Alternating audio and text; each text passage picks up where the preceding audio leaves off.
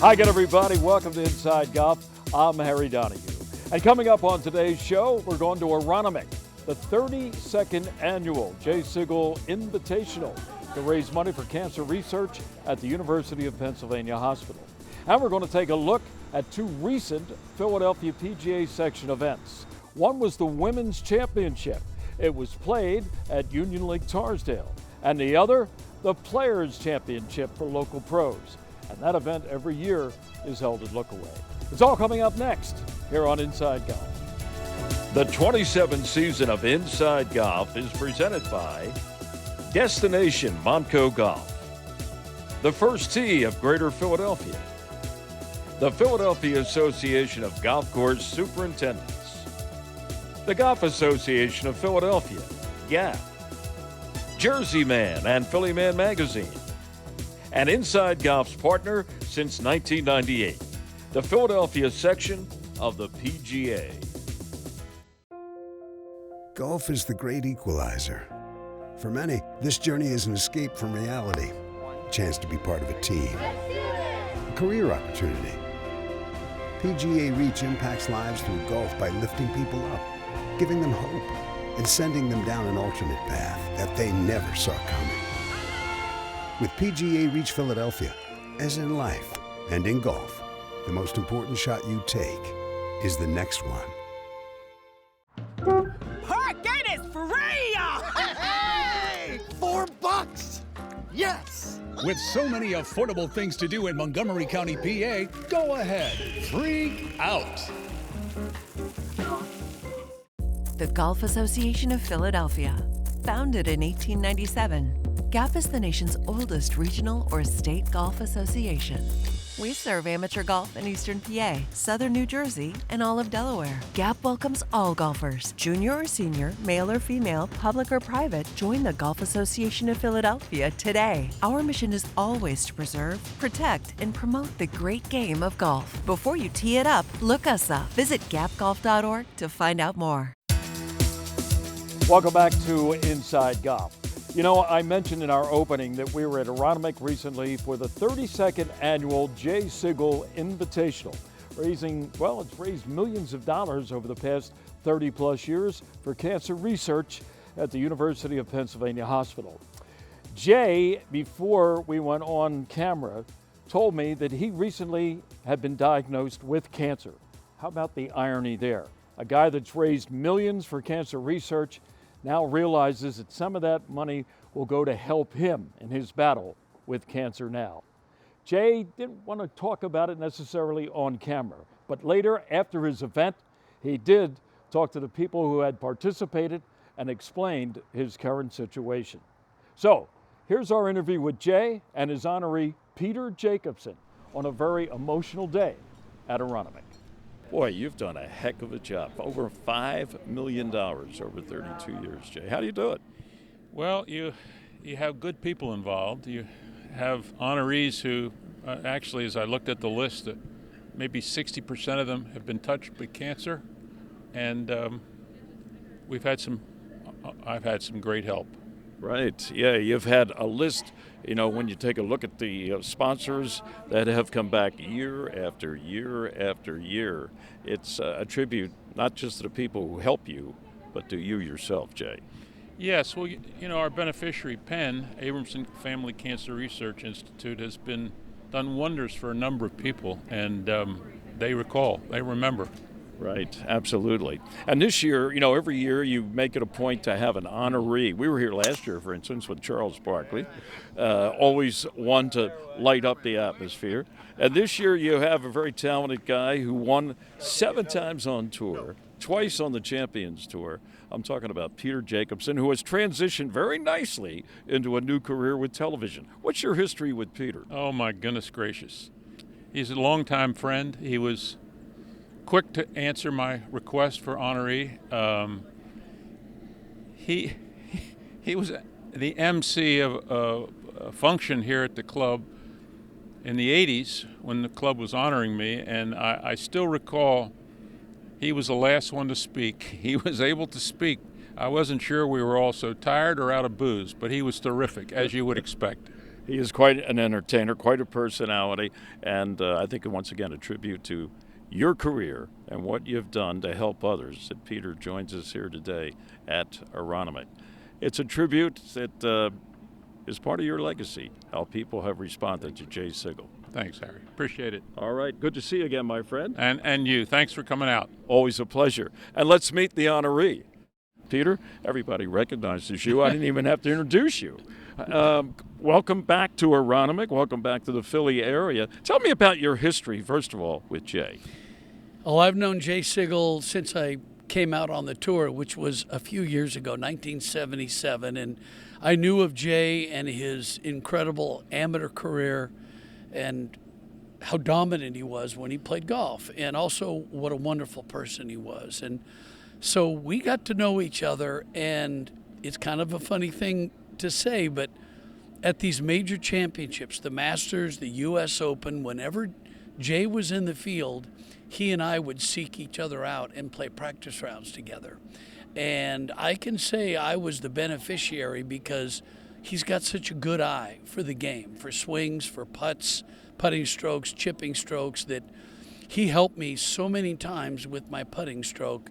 So not only are we close friends, but I would say we're also close competitors because I always listened when Jay spoke. About that. What is your history with Philadelphia golf? Now, you came out of Q School mid-'70s. You went on tour, you said, what, 77? I did. I've got to tell you, I came out of the University of Oregon, born and raised in Portland. Nobody expects anybody from the state of Oregon to get their tour card, but I got my tour card. And I came out here with zero expectations. And I remember playing at White Marsh Valley in the IVB Classic and absolutely loving that golf course. And I had a chance that week also to play the Philadelphia Cricket Club, and I played in the U.S. Open at Marion. I just have such a great love for Philadelphia golf, and I've played here at Aronimink, played in events here. I've covered for NBC here on a couple of playoff events. So yeah, it just feels wonderful to be back. It would be great to have Philadelphia on the regular tour. I mean, it hasn't been on the regular tour since back in the 80s, back when you were playing regularly out there. You know, I looked you up. 7 tour wins, folks. 2 on the Champions Tour in majors, right? Senior Open, Players Championship. I think you beat the same guy in both of those to get the title, right? I did. I beat Hale Irwin. How about that? Hale Irwin has won 1 million tournaments. Well, Hale's a very close friend of mine. You have to understand that when we were locker partners, Hij. So Irwin and Jacobsen, we were always in the locker together or next to each other. So I learned a lot from Hale. I talk a lot and I like to have a lot of fun, but I also listen. And learning from people like Jay Sigel and also Hale Irwin really helped me in my career. But it was quite a thrill for me to be able to just get my card and be able to come out here and compete against these greats. Speaking about competition, now you are in a different field, television. The competition's pretty high, but you're a survivor. You were telling me before we started this interview that you go way back to the old Skins game. Don Ohlmeyer, the producer of that TV production for the Skins game around Thanksgiving, asked you to join, and you're still doing TV. How'd you manage to make the transition? I don't know. I don't know if I've ever made the transition.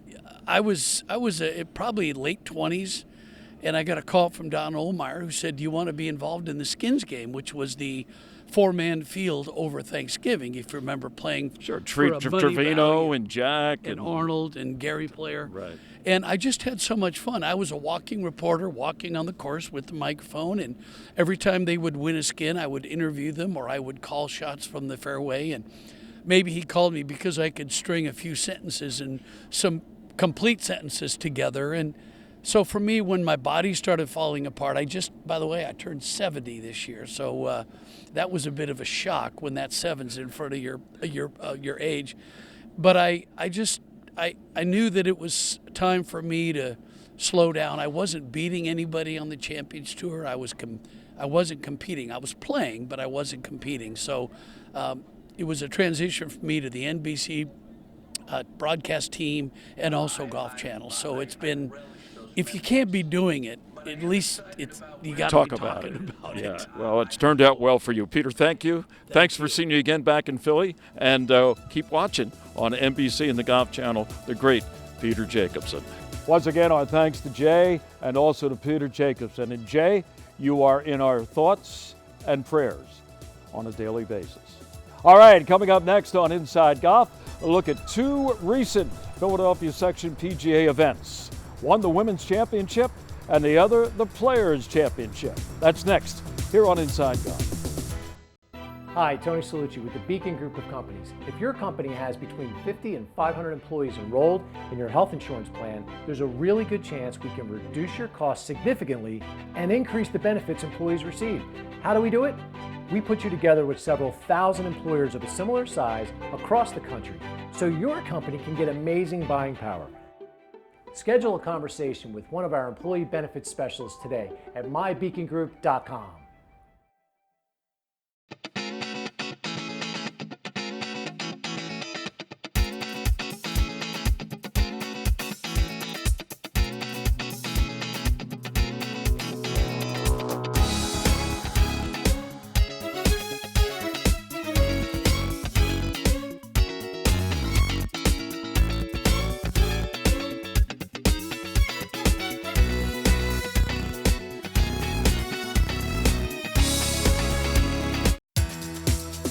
Welcome back to Inside Golf. Recently, the Philadelphia section of the PGA held its 2024 Women's Championship. The venue was Union League Torresdale. Let's see what happened. The victory went to Joanna Coe from Marion. Joanna shot an impressive even par 70 despite a challenging course and some tricky greens. Well, I know Donald Ross is an architect, and he can be difficult, let's just say that. So, you know, it's usually, if you're above the pin, it's going to be really difficult up and in. If you're above the pin putting, it's going to be lightning. So I found myself in those scenarios a bunch of times, so just trying to be smart. So I didn't have a 3-putt, so I'm not sure if anyone else in the field had the same type of putting stats, so that's helpful. And chipping below the pin is a lot easier. I almost made a couple chips. So, you know, just playing throughout the years, I know Donald Ross courses, you have to stay either below it or be really conservative when you're above the pin. So just kept that in mind the whole time and try not to get too cute on anything. Joanna was just selected to the 2024 Women's PGA Cup team, competing in an international team competition in Oregon this week. It's such an honor. It's the best week ever. So this is my third time, and they've only had 3 Women's PGA Cups, so I feel like the veteran. So it's such a special week.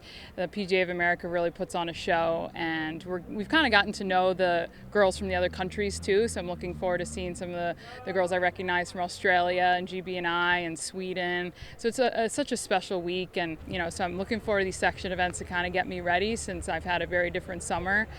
So it's nice to have this competitive stretch through September to get me ready for the Cup. At Torresdale, Coe managed to make 3 birdies during her round and became the first 2-time winner of the Women's Championship. Only 1 stroke behind Coe was last year's champion. From Aronimink, Tessa Teachman. Once again, congratulations to Joanna Coe from Marion for being the 2024 Women's Champion in the Philadelphia section of the PGA. All right, now the other big event that the section held recently was at Lookaway. It was the annual Players Championship. The Philadelphia Players Championship takes place annually at Lookaway, and it has become one of the signature events on the calendar for Philadelphia pros.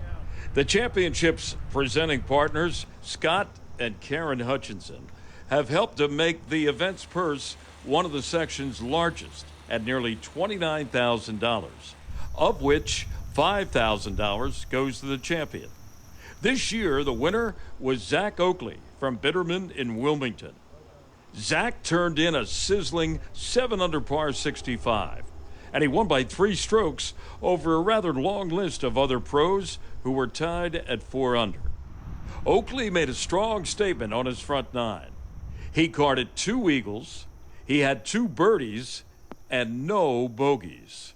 And he held pretty steady on the back 9, where he made 2 birdies and only 1 bogey to seal the victory.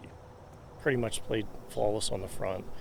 And then so I get to 10, and I'm 6 under. So I feel like I'm on 16 green at that point. But the back was definitely twice as hard as the front. I just stayed patient, tried to keep my rhythm, kept my tempo, but I did not hit it as good as I did on the front 9. It was more of a grinding back 9, and finished 1 under on the back. But made some nice lag putts on my last 2 holes, and played pretty solid overall. This is a signature event for our section, Philly section, and you always want to win one of the big ones, because these are the ones that stand out the most. All the best players are in these events in our section, and I just feel really proud that I competed and played really well against all our fellow golf professionals today. Congratulations to Zach Oakley from Bitterman on winning the Players' Championship for 2024. Stay with us. Coming up next, it's time for Teed Off. Our Teed Off panel is brought to you by Lulu Country Club. And welcome back to Inside Golf. Time for Tee Off, and we're with our Teed Off panel on the back deck here at Lulu Country Club. And let me get to the introductions immediately. To my far left, from Overbrook Golf Club, you remember Oscar Mestry, folks. He used to be the head of GAP. He was the president. I used to be somebody, Harry. You used to be somebody. You're still somebody, at least with our group here today on Teed Off. Next to him is another guy. He is no longer past. He's present. He's future. He's Jim Sullivan. He's the ambassador. Thank you for having from me. Lulu, and we always enjoy having Sully on our panel. He brings the passion. He brings the passion. Week after week, he brings the passion. My old radio buddy, now a podcaster. Is that a good way to introduce Harry Mays? Absolutely. Yeah? It's the future. Huh? Swing it and ding it. Ding it. Yeah. I was reading an article about radio brands and how they've kind of faded now because radio, it's on the cusp, right? But like you said, podcast, that's the future. I saw this coming years ago. Huh? Out of the game. Pathfinder. Hey, Oscar, the recent President's Cup, another blowout win, although the score really doesn't indicate, I think, how tight it was between the U.S. and the international team. But it was a great weekend of golf again. But I want to discuss in particular, anytime you get team golf, you get different formats, foursomes, you get alternate shot. And for me, for my money, speaking as a 14 point whatever gin guy, alternate shot's the toughest format in golf. Do you agree? Agreed.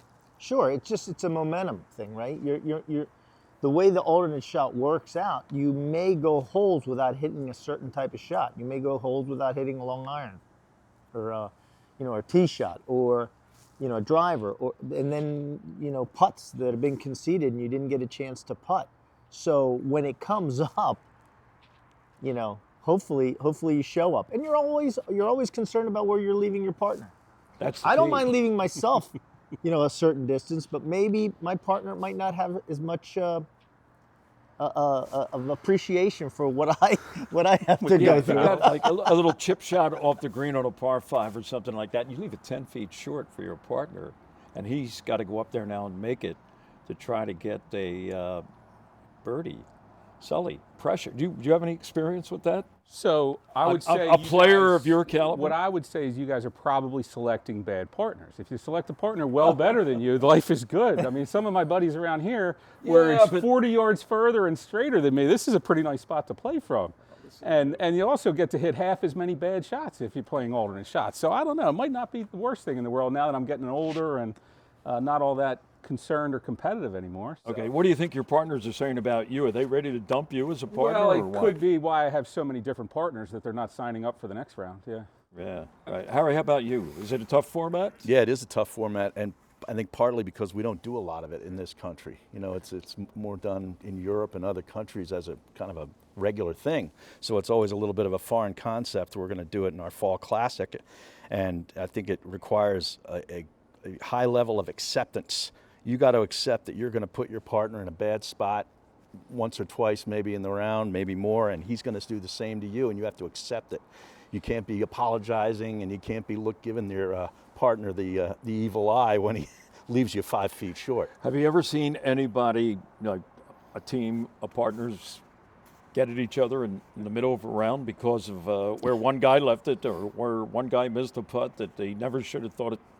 I've never been a participant to anything like that, Harry. No? No. Never? I'm protecting the innocent and the guilty. No, I honestly have not. I've not seen it. Have you ever apologized walking off the green saying, gee, I'm sorry I missed that 3 feet? You know, you of course you do, right? I mean, there wasn't a time where everything went perfectly, right?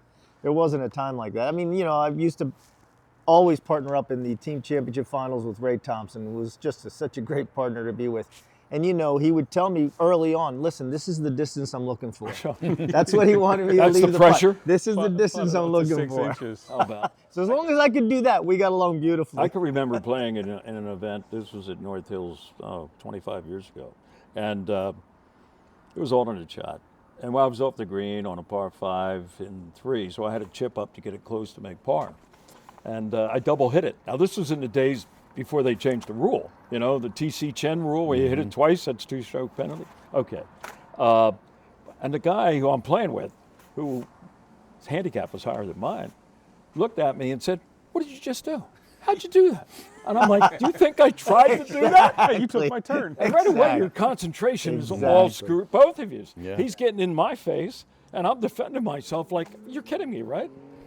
Now, but on the President's Cup topic, some of the golf they played this weekend in alternate shot was pretty remarkable. I think on that second day, Matsuyama and Im might have been 9 or 10 under par for the 12 holes their match lasted. It's doable. At that level, you see it. True, I mean, in all seriousness, this team championship the Gap used to have, where each club's kind of 8 best players would play, it is a brutally stressful format because you don't want to let your partner down. You're competing against, against 3 other teams of very good players, and you just, you're not playing your own ball, so there's a little discomfort there, and there's a lot of anxiety around playing competitive alternate shot. We got about a minute left here. Oscar, would you like to see the pros play alternate shot more? Do you think they'd want to play it more, or do you think they're just fine the way it is? Well, I think they would choose not to play it, right? They want to control the ball.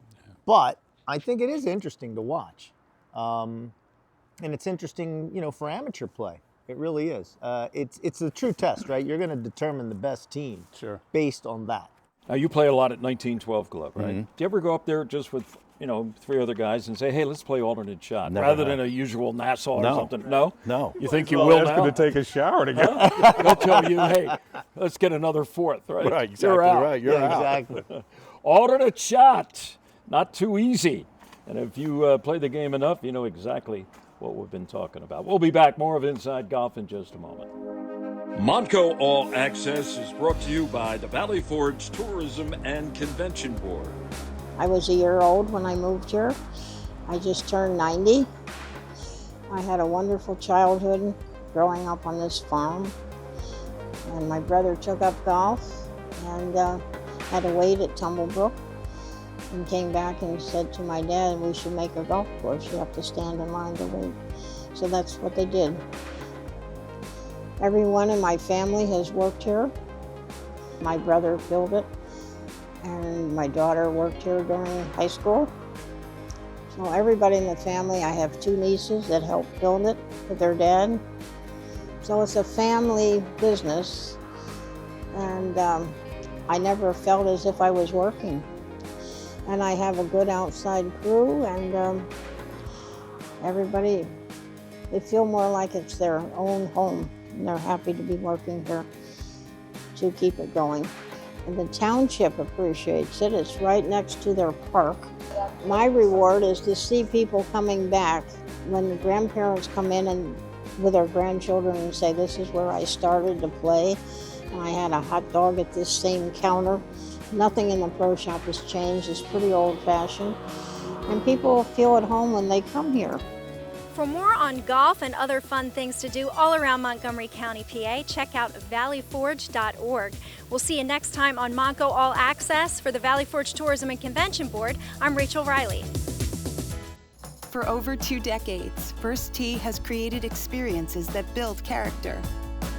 We believe every kid deserves to feel supported, safe to try something new, and to be prepared for what comes next. We develop their swing, but more importantly, their inner strength. Because we know what's inside doesn't just count, it changes the game. Come join us at First Tee. The J. Wood Platt Caddy Scholarship Trust is the official charitable arm of GAP. The Trust's mission is to financially aid and empower qualified caddies and those working in golf operations in the pursuit of higher education. Over $25 million has been awarded to more than 3,700 caddies. J. Wood Platt's Empower program strengthens scholarship investment dollars by providing our scholars with exceptional benefits. Visit our website, plattscholar.org, to learn more. Parking is free! Hey! $4! Yes! With so many affordable things to do in Montgomery County, PA, go ahead. Free out. That's going to do it for this week's edition of Inside Golf. Hope you enjoyed our look at two recent Philadelphia PGA events. One, the Women's Championship. Congratulations to Joanna Coe from Marion. And the Players' Championship at Lookaway that was won by Zach Oakley of Bitterman. And it's always good to get together with Jay Sigel. And Jay, this year, of course, his 32nd Invitational for Cancer Research. And kind of the surprising news that he shared with everyone at the event that day at Aronimink that he himself now is battling cancer. Jay, you know, best of luck to you. You're in our thoughts and prayers. I'm Harry Donahue. We'll see you next time here on Inside Golf. The 27th season of Inside Golf is presented by Destination Montco Golf, the First Tee of Greater Philadelphia, the Philadelphia Association of Golf Course Superintendents, the Golf Association of Philadelphia, GAP, Jersey Man and Philly Man Magazine, and Inside Golf's partner since 1998, the Philadelphia section of the PGA.